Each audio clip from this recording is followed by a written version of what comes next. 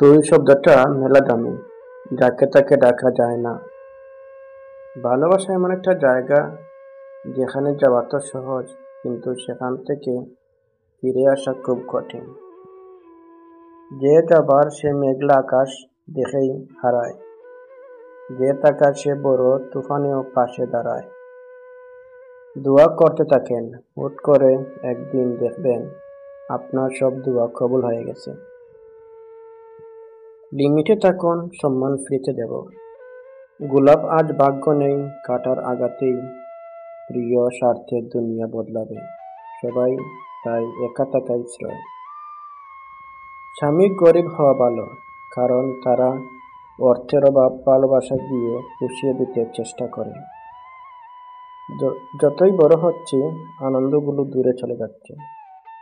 কারো সম্পর্ককে কিছু বলার আগে সত্য জানার চেষ্টা করুন, কারণ অনুমান করে বলা কথা সবসময় সত্য নাও হতে পারে। মানুষ মানুষকে না দেখে জীবনের চেয়ে বেশি ভালোবাসতে পারে, কেন জানো? কারণ ভালোবাসা সৃষ্টি হয় মন থেকে, মুখ দেখে না। কত শত পারফিউম আসবে যাবে, কিন্তু মায়ের আঁচলের গন্ধ সেই একই থেকে যাবে। তুমি অন্যকে যা দেবে, তুমি সেটাই ফেরত পাবে, সেটা সম্মান হোক কিংবা কষ্ট।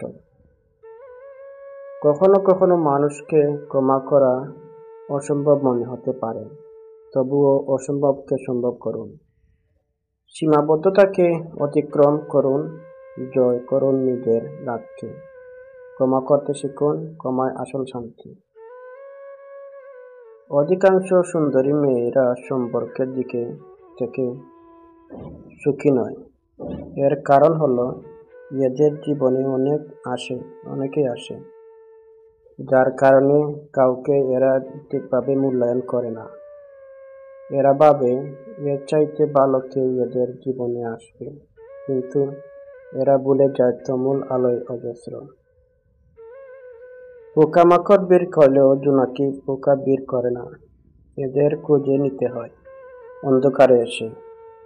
একবার খুঁজে পেলেও বোতলে ভরে রাখতে হয়, যেন কোথাও পালাতে না পারে। পরিস্থিতি বদলানোর জন্য কেবল সময়ের দরকার। আমাকে কেউ খারাপ ভাবলে আমি কিছু মনে করি না। একজন মানুষ কখনো সবার প্রিয় হতে পারে না। আমি আমার বিবেক দিয়ে নিজের পথ চলব, যেন যে চেনার সেই ঠিকই আমায় চিনবে। হাসপাতালের বিছানায় গিয়ে পড়ে থাকেন, তারা আপনার আপনজন চিনে যাবেন। ভালোবাসা আর ইবাদত গোপনে হয়, প্রকাশ্যে মাত্র তার লোক দেখানো। নদীর তীর ভাঙ্গনের আগে ফাটল ধরে, ফাটল দেখলেই সরে যাওয়া বুদ্ধিমানের কাজ। কারণ ফাটল দেখে সরে গেলে অনেক কিছুই বেঁচে যায়। তেমনিভাবে কোনো সম্পর্ক ভেঙে যাওয়ার আগেই ফাটল দেখা দিলে সরে যাওয়া ভালো।